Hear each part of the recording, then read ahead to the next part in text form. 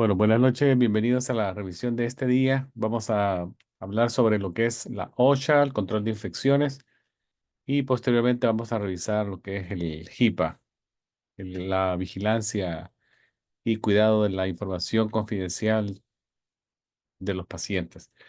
Vamos a ver con la HIPAA, per- con la OSHA, perdón. Bueno, ya última oportunidad, en los últimos días, ¿verdad, doctor? Tenemos la invitación de este próximo domingo. O la siguiente semana sería, el próximo domingo, la siguiente semana, la oportunidad de participar en la Feria de En Salud de este domingo, o este, ¿verdad? sí, el 21. Este domingo, todavía hay un par de días para inscribirse. Bueno, vamos a ver entonces lo que es la OSHA, que depende del Departamento de Trabajo de los Estados Unidos, ¿verdad? Es una agencia del Estado que inicia en 1970, fue creada. La misión es asegurar la seguridad y que las condiciones laborales sean las adecuadas para los trabajadores y a través de guías, entrenamientos, capacitaciones, revisiones anuales, ¿verdad? Se proveen de esta manera las herramientas para que los trabajadores sepan qué hacer y cómo comportarse según la profesión que ellos ejercen. La OSHA aplica a cualquier oficio, ya sea de la salud, también la construcción, todo el mundo que está involucrado en el trabajo en una empresa, ya sea compañías privadas o de gobierno, la OSHA tiene que ver con lo que es la condición segura en el lugar de trabajo. En el caso de nosotros, como trabajadores de la salud, nos importa, por ejemplo, el equipo de protección personal, conocer un poco de lo que es la hepatitis B, la vacunación, cómo responder en caso de una emergencia que involucre sangre y fluidos corporales, cómo reconocer fuentes potenciales de infección, cómo manejar el ropa contaminada, cómo manejar exposiciones y derrames de algún químico, ¿verdad? Cómo reconocer y saber entender lo que es la hoja de seguridad de un químico. ¿Qué hacer después de una exposición? Si ustedes ven, la OSHA todo esto lo cumple, lo cubre y da educación en este respecto. Bueno, se pretende que el lugar de trabajo esté libre de riesgo y en el peor de los casos que no lleve el riesgo a una lesión grave o la muerte, ¿verdad? Entonces, la OSHA cubre los 50 estados y algunos territorios americanos, como son Puerto Rico, Guam. Entonces, es responsabilidad del asistente médico saber dónde en su lugar de trabajo se encuentran los procedimientos, el MSD, que es unas hojas de seguridad, y saber que están disponibles para cualquier consulta, ¿verdad? Es una obligación de la empresa tenerlas disponibles en un lugar accesible para todos. Entonces es imperativo que el asistente médico cumpla, no solo sepa dónde están, sino que las cumpla. Ahora bien, vamos a hablar un poco de lo que es eh, la cadena de infección. Sabemos pues que la cadena de infección está compuesta de eslabones que son elementos que se pueden conocer y eliminar el paso de un eslabón al otro y de esa manera controlar la cadena de infección. Primero vemos el agente infeccioso, que podría ser el primer elemento de esta cadena. Luego la persona que tiene ese agente infeccioso, podría ser no solamente una persona, puede ser un animal, un equipo, comida, agua y el suelo. Una forma de salir ese agente infeccioso del reservorio, que puede hacerlo en el caso de la salud, no importa la sangre, los exudados, excreciones y secreciones. Luego tenemos el modo de transmisión. El modo de transmisión básicamente es la forma en que se transporta de un lugar a otro, digamos como de A al punto B. Eh, en este caso, la OSHA lo clasifica en base a la relación de la partícula en el tamaño. Ahí eso lo clasifica en dos, directo e indirecto. El contacto directo sería aquel que se realiza de persona a persona. Necesito un contacto físico entre la persona que está contaminada o cualquier cosa. En este caso puede ser un animal, lo que sea, y su huésped, ¿verdad? Entonces ocurre a través de piel a piel, el beso, una relación sexual sería directo, y también el tipo de droplets, que son gotas respiratorias de un poco más grandes del droplet, que es un poquito más pequeño, que entra ya en el droplet entra en lo que es el contacto aéreo. Entonces el contacto droplet nos involucra la nariz, la boca y los ojos. Ahora, el contacto indirecto no necesita estar cerca uno del otro, el reservorio del huésped, ¿verdad? Entonces, en este caso se refiere a la transferencia del agente infeccioso del reservorio a un huésped, pero a distancia, ¿verdad? La partícula podría estar suspendida en el aire.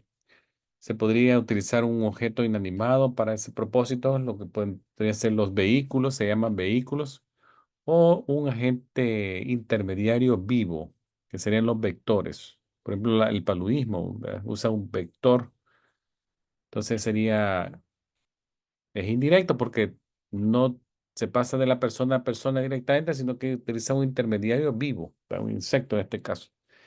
Entonces, no necesita esa relación, ¿verdad? Tenemos los tipos airborne, aéreo, los vectores y los vehículos que les mencioné. Entonces, también acá se mencionan las fomites, que son aquellos objetos o material que puede acarrear una infección. Aquí tenemos, por ejemplo, las ropas. Recuerden los scrubs, en algún momento podría convertirse en un fomite si acarrea una infección en esa ropa, ¿verdad? Muebles, el dinero, ¿verdad? Las monedas, los ATM, los cajeros automáticos, los teléfonos celulares y las manecillas de las puertas son fomites, ¿verdad? Ahora vamos a ver la otra eslabón de la cadena de infección. Tenemos las puertas de entrada, que son los orificios corporales, las membranas mucosas y la piel rota. Susceptibles tenemos los adultos mayores, neonatos, ¿verdad? Recién nacidos, pacientes agudamente enfermos o crónicamente enfermos, personas que son inmunodeprimidas por diferentes causas, que podrían ser, por ejemplo, alguien que está recibiendo esteroides al largo plazo, pacientes que reciben quimioterapia o aquellos que no son vacunados, podrían ser también susceptibles. Ahora, vamos a ver entonces también eh, dentro de la identificación de modos de transmisión y métodos de prevención, le puedo mencionar algunos conceptos que hay que saberlo, ¿verdad? Por ejemplo, la sepsis médica, que es, básicamente significa que un objeto, un área ha sido limpiada o ya no existe sobre ella o sobre esa superficie ninguna partícula o microorganismo que pueda producir una enfermedad, ¿verdad? Sepsis médica. La infección es una condición en la cual el cuerpo es invadido por un microorganismo que produce enfermedad. El patógeno es un microorganismo que produce enfermedad y la transmisión es cualquier mecanismo en el cual el patógeno se disemina de una fuente a un reservorio. Ahí les dejo un dibujo a mano derecha, básicamente es lo que hemos estado hablando, donde se habla de los tipos de contacto, ¿verdad? Va a ser directo e indirecto. Y ahí se recuerda que les mencioné lo que era el droplet como directo. Básicamente las droplet son partículas ya grandes que se pueden movilizar, por ejemplo, cuando alguien tose, estornuda o habla muy fuerte y salen partículas de su boca grandes. Entonces, en este caso, la droplet se mueve en el aire, pero por su tamaño y peso, la distancia a la que viaja es limitada. Si la comparáramos con la airborne, que es más distancia. Entonces, ella rápidamente se ponen sobre una superficie del ambiente y ahí se mantienen, ¿verdad? Ahí tenemos, por ejemplo, algunos tipos de droplets. Tenemos, por ejemplo, aquí les pongo algunos ejemplos. El ébola la pertusis, la influenza, ¿verdad? Son droplets. Luego el indirecto, tenemos vectores, vehículos y airborne. El airborne es una partícula muy pequeña que muchas veces podría surgir de una droplet que ya se evapora, que pierde humedad. Entonces se queda un residuo que puede permanecer suspendido en el aire por más tiempo. Entonces se pueden incluir en este grupo, por ejemplo, el Mycobacterium tuberculoso, la tuberculosis, sería una airborne. La varicela es otro. Y, por ejemplo, otra cosa, el polvo. Algunas personas pueden decir, el polvo puede ser considerado como un método de transmisión de enfermedad, sí, ¿verdad? Ya que en él se pueden haber partículas el polvo se mueve, pero hay partículas que pueden en ese polvo estar sostenidas en el aire y acarrear un agente infeccioso en él, ¿verdad? Entonces el polvo sí lo mencionan los libros también como método de transmisión. Ahora, veamos algunas formas de prevenir estas transmisiones. Lavándose las manos es la más fácil, ¿verdad? La higiene de manos es un proceso de limpiar, sanitizar las manos en base a dos métodos, que son el uso de agua y el jabón y el uso del alcohol gel. Es una higiene de manos basada en alcohol. Ahora, el antiséptico, este es un agente que funciona matando o inhibiendo el crecimiento de microorganismos. En este caso, por ejemplo, si hacemos una limpieza en las manos con antiséptico, es mejor porque, por ejemplo, si lo hacemos con un jabón antiséptico, el jabón le podemos decir que es antimicrobial, ¿verdad? Entonces contiene un antiséptico en él y es mejor utilizar un jabón antimicrobial que utilizáramos un jabón común y corriente. ¿Ya? Entonces ya se convierte en un agente más efectivo para matar o inhibir el crecimiento de microorganismos. Ahora, el lavado de las manos, como les dije, es importante para los trabajadores de la salud, que si lo hacemos correctamente es bien efectivo, ¿verdad? El CDC, en las líneas que tiene, recomienda el lavado de las manos hacérselas cuando, por ejemplo, están visiblemente sucias o se encuentran visiblemente sucias ya sea con material visible, como podría ser que haya sangre o fluidos corporales. Y ya le voy a dar las situaciones bien puntuales donde se recomienda hacer eso. Vamos a ver primero lo que recomiendan para utilizar alcohol gel. Primero, antes de estar en contacto con un paciente y después de haber estado en contacto con un paciente, alcohol gel. Antes y después de retirarme guantes, alcohol gel.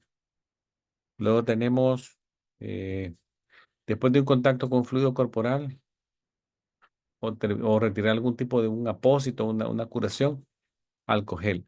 Cuando nos movemos de una parte contaminada del cuerpo de la misma persona a otra parte del mismo individuo, pero es una zona limpia de su cuerpo, hay que utilizar alcohol gel, ¿verdad? Para no hacer una contaminación cruzada. Después de haber tenido contacto con un objeto inanimado como equipo médico, como uso de estetoscopio, un otoscopio, hacer uso de eh, por ejemplo, una lámpara, que utilice una lámpara, todo eso, o un equipo para tomar presión arterial, alcohol gel. ¿Cómo lo hacemos? Bueno, el alcohol se aplica en la palma de la mano, luego lo dispersamos, que cubra la parte anterior y posterior de la mano, y lo dejamos que haga efecto haciendo movimientos del alcohol gel hasta que más o menos pasen 20 segundos. Ahora, ¿cuándo utilizamos agua y jabón? Cuando las manos están visiblemente sucias, después de haber tenido contacto con personas que son sospechosas de algún tipo de enfermedad gastrointestinal, antes de comer y después de utilizar el baño. Lo mismo, ¿verdad? El jabón se debe dispersar en toda la mano, anterior y posterior, entre los dedos, la zona de las uñas. eh, Vigorosamente enjuagamos por 20 segundos también. Nos lavamos con agua corriendo y con la misma toalla que nos secamos, cerramos el grifo. Les pongo esa fotografía que yo vi en una ocasión y le tomé, dije, bien curioso, porque no en todos los lugares le recuerdan a uno que el número mágico ahí es 20 segundos, ¿verdad? ya sea con alcohol gel o con jabón convencional. Ya la sepsis quirúrgica es un poquito más, más prolongada. Y estamos hablando que aquí hay que removerse anillos, relojes, brazaletes y puede llevar de 2 a 6 minutos. Hay que hacer limpieza abajo del lecho unguial, de las uñas. Utilizamos cepillo para ese propósito. Cepillamos las manos, la zona de las uñas y puede ser más largo eso, ¿verdad? Dependiendo de la recomendación que dé el fabricante de ese tipo de jabón antimicrobial. Pero básicamente puede ir de 2 a 6 minutos. No olviden, es importante que la higiene de las manos no elimina la necesidad de utilizar guantes, ¿verdad? Los guantes sí se han demostrado que reducen la contaminación de nuestras manos, previenen la contaminación cruzada y nos protegen a nosotros y a los pacientes.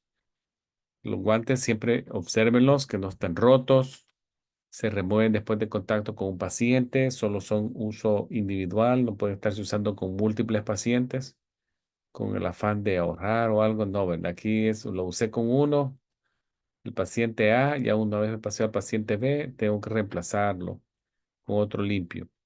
Si estoy con el mismo, con el mismo paciente, yo veo que se me rompió, se ve dañado o visiblemente sucio, ya no lo continúo usando, aunque esté con el mismo paciente, me lo tengo que cambiar.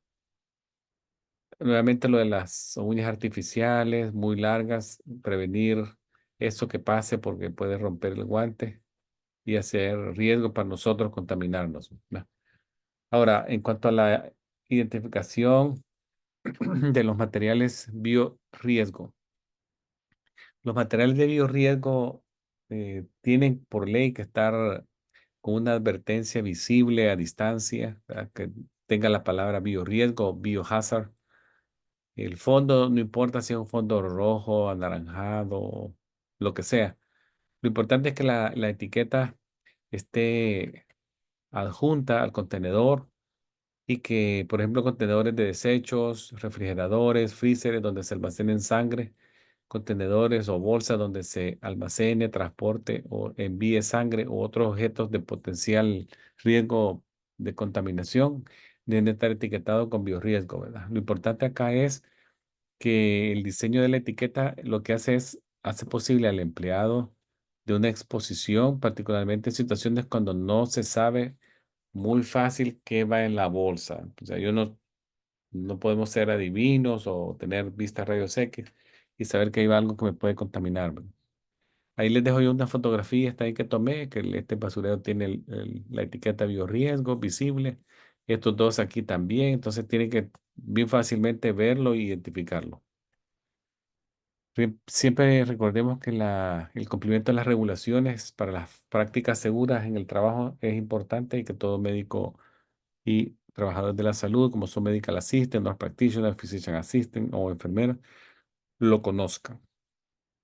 Entonces, recuérdense que las precauciones que da la OSHA son básicamente prevenir la contaminación, que no suceda, ¿verdad?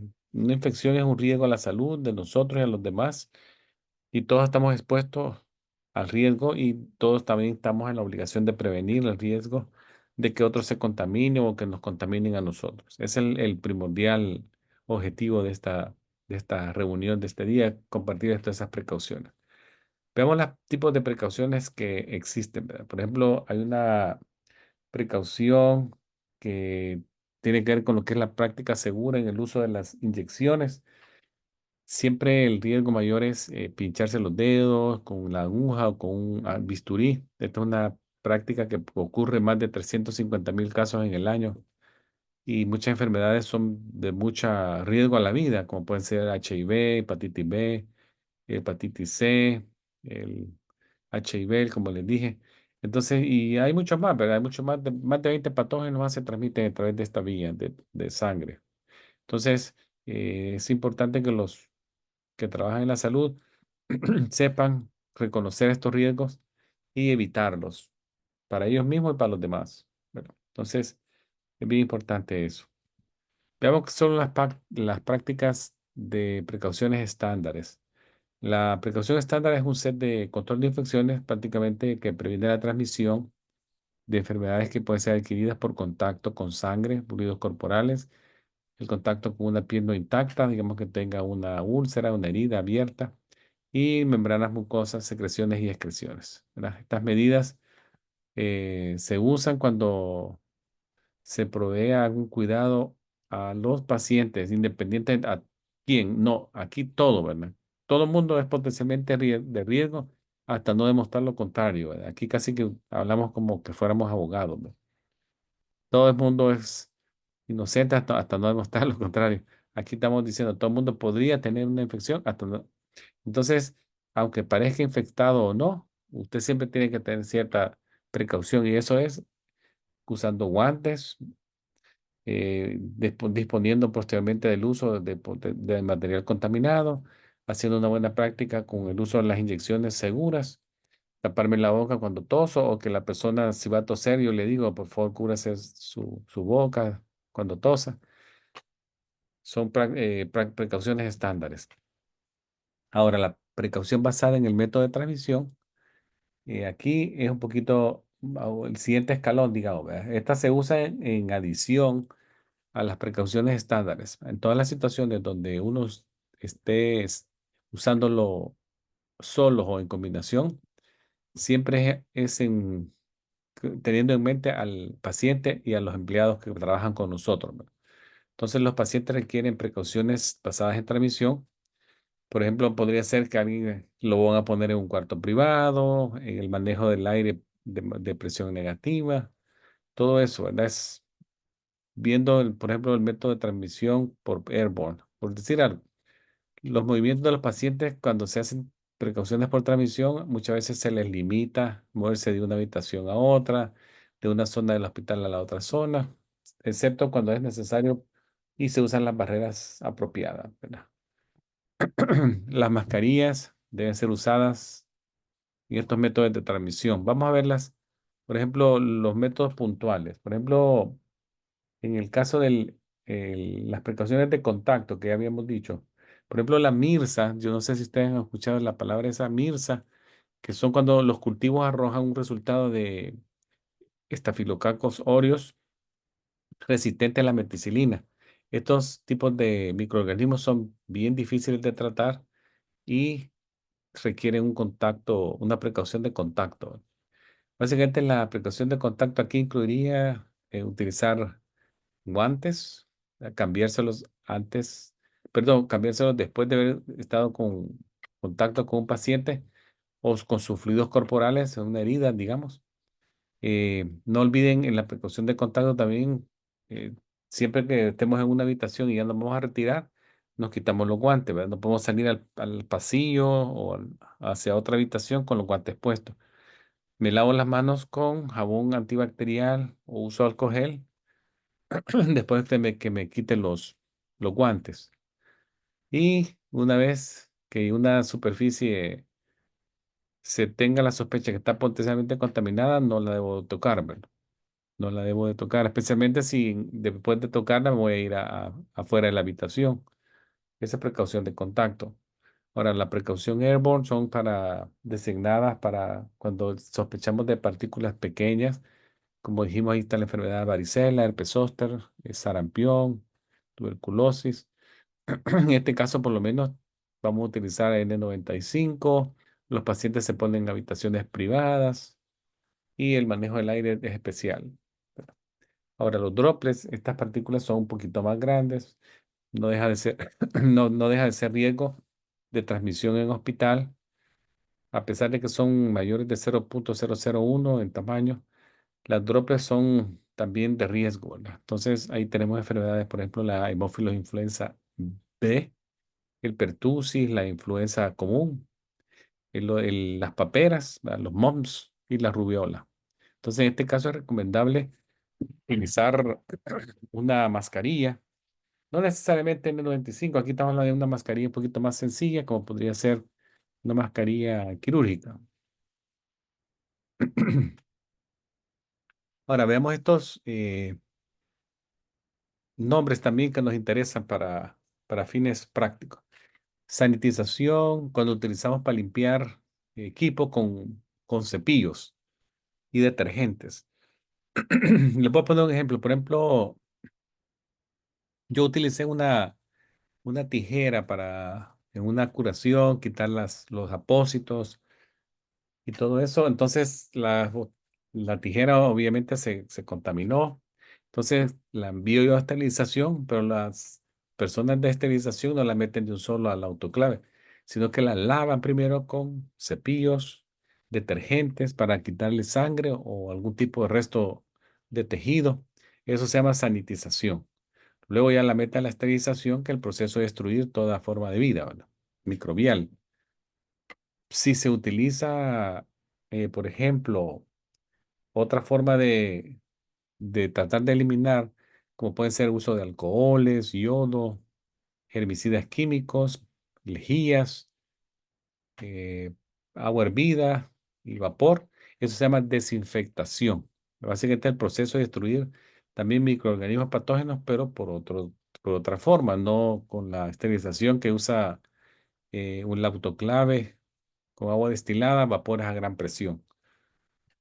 Vean este dibujo acá, que es básicamente lo que ustedes les espera dentro de poco. Es un área de una clínica en su interior.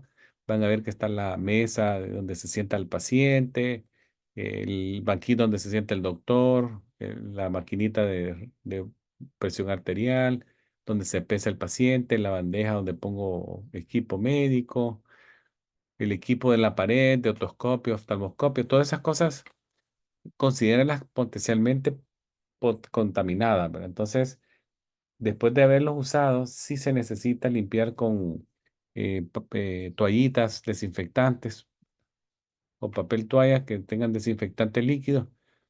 Siempre se limpian todas las superficies de la habitación, que incluya la mesa de examen físico y todos los equipos usados.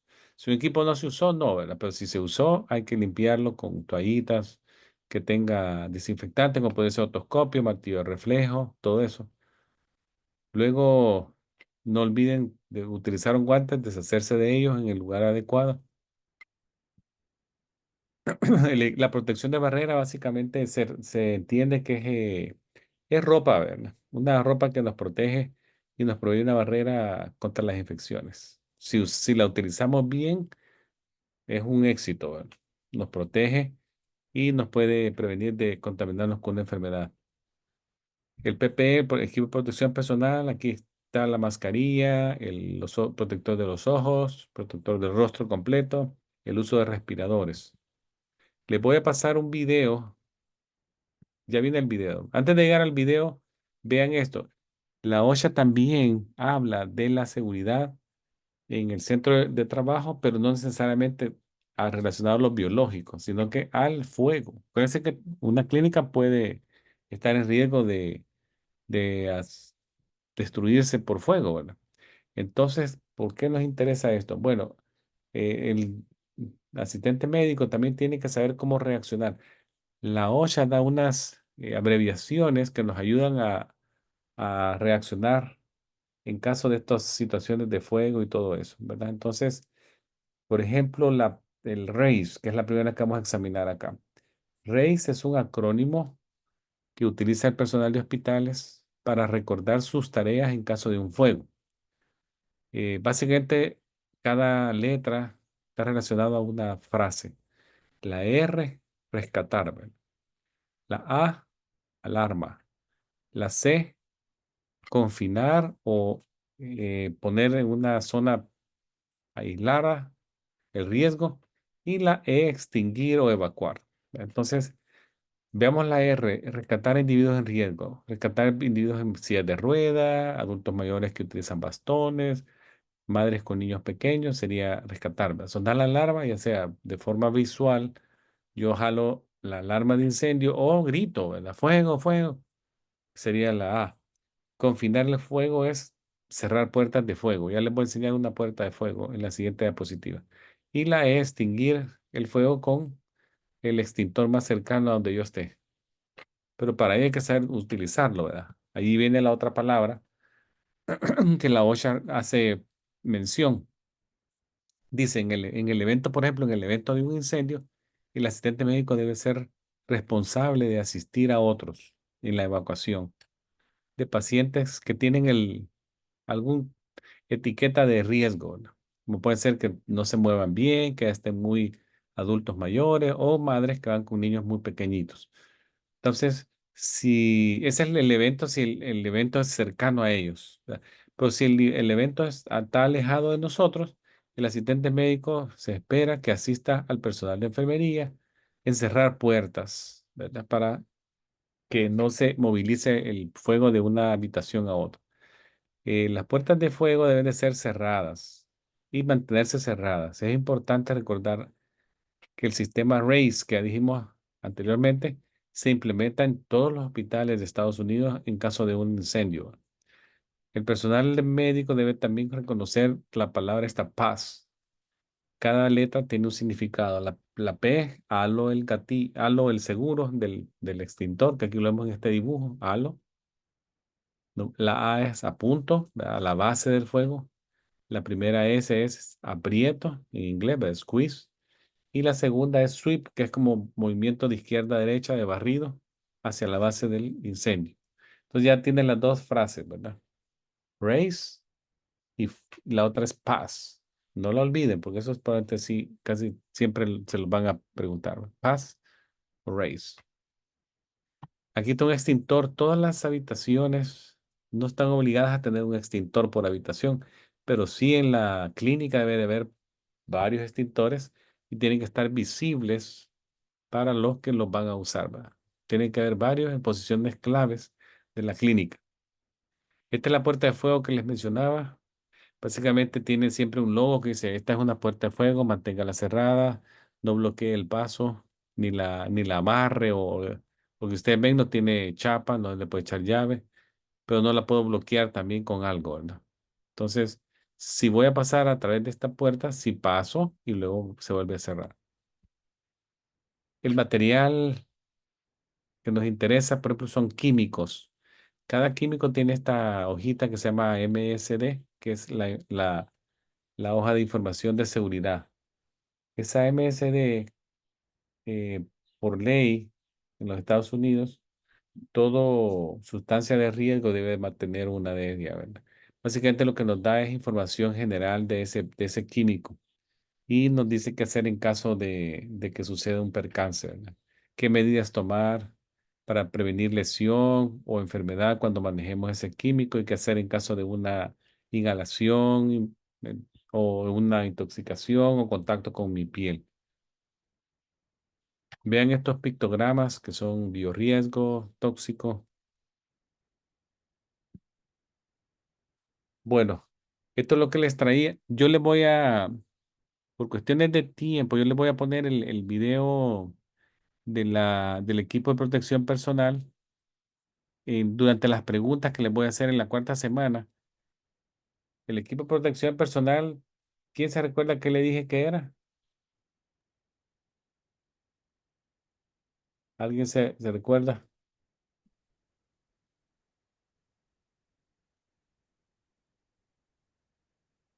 ¿Alguien puede responder?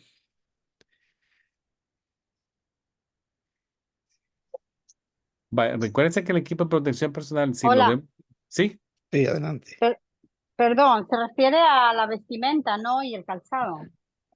sí, O pero ¿qué más? Además del calzado, Hola. mascarilla, guantes. mascarilla, guante. Sí, el equipo de protección personal es Buenas una, tardes, doctora. ¿Todo bien? el equipo de protección personal, recuérdense que es proveer una barrera física entre el paciente y el profesional de la salud, de que tengan contacto con la sangre o material potencialmente infeccioso que se llama OPIN, se abrevia con la palabra OPIN. Entonces incluye el protector del rostro, el face shield, incluye el protector de los ojos, goggles, Lentes. lentes, correcto, goggles. E incluye también en algunas ocasiones lo que se llama hood, el cubrecabeza, cubrepelo. También gowns, que son los gabachones. Yo le digo gabachón, que sería el gown, que básicamente es una protector como como que fuera una, Sí, una capucha. ¿cómo? Como un gorro, una capucha. No, el gown es como que fuera ven las sotanas de los De sacerdotes, los ¿verdad? sacerdotes, sí, Sí, más o exacto. menos así. Y el cierre está atrás, entonces el gown es algo que se usa también para protección personal. Las mascarillas, que pueden ser mascarillas quirúrgicas regulares o las mascarillas N95. En algunos casos hay también respiradores y otros también utilizan cubre zapato, lo que usted me decía, la protección del calzado. Lo importante acá del equipo de protección personal que lo hace tan importante para nosotros es que se incluye lo que llama la precaución estándar. Entonces, el elegir el equipo de protección personal mejor para esa situación que vamos a enfrentarnos, qué usar y cuándo, depende del modo de transmisión de la enfermedad.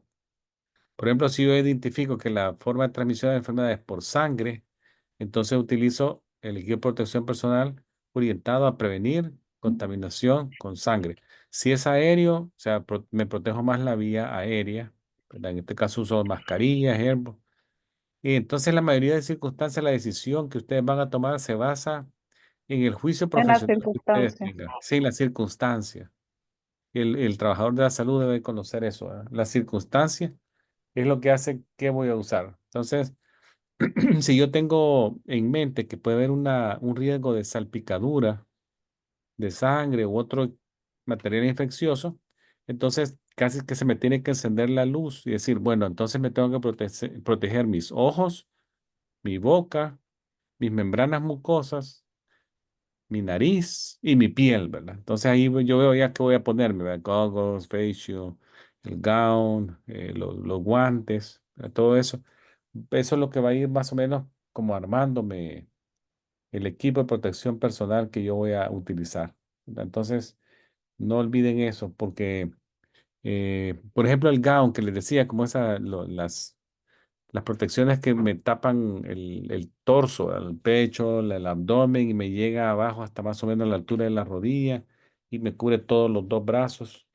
El gown se usa cuando yo veo que potencialmente va a haber una contaminación grande, razonablemente grande. Entonces, anticipando eso, a esa tarea o procedimiento, yo uso el gown, ¿verdad? Entonces, eso es lo que yo les traía de la OSHA.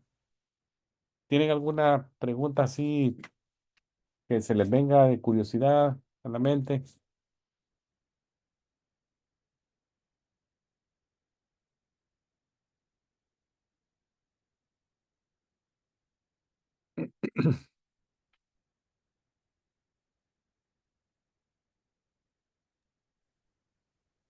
Van a ver también que muchas empresas, antes de contratarlo, les van a pedir un set de exámenes. Por ejemplo, lo de la tuberculosis, casi todos los empleadores lo están pidiendo ahora, que se dé una verificación si la persona ha tenido contacto con Mycobacterium tuberculoso. En algunos casos, muchos hispanos eh, salen con el agente, como se llama, durmiente, ¿verdad? Dormant, TB, una tuberculosis durmiente que solamente es que hay presencia de anticuerpos IgG, pero la radiografía aparece sana. O sea, el pulmón no está tomado, no aparece nada, pulmón sano, pero la persona probablemente en la juventud o en la niñez tuvo un contacto un poquito prolongado y su cuerpo produjo anticuerpos para el Mycobacterium, ¿verdad? Entonces eso lo detecta la prueba que les van a hacer y en este caso algunas empresas solicitan que esa persona sea vista por el especialista infectólogo y que le dé un plan de tratamiento para ese tipo de enfermedad, ¿verdad? Que sería la tuberculosis durmiente. Una vez ya se cumple el requisito del tratamiento médico, ya ellos les dan como un clearance, ¿verdad? Que puede ya participar en actividades de cuidado de otros pacientes y van a ver ustedes que algunos trabajos si son bien estrictos, no dejan, si no tienen ese clearance. Otros pueden ser que sean un poquito más flexibles, pero se los menciono porque algunos lo piden, ¿verdad? Y es parte de lo que es la OSHA. Algunas empresas se van por eso, ¿verdad? Bueno, ¿tienen alguna pregunta? Si no, voy a pasarme a lo de que es la JIPA. Voy a salir temporalmente Muy bien. un poquito. Ok, profesor.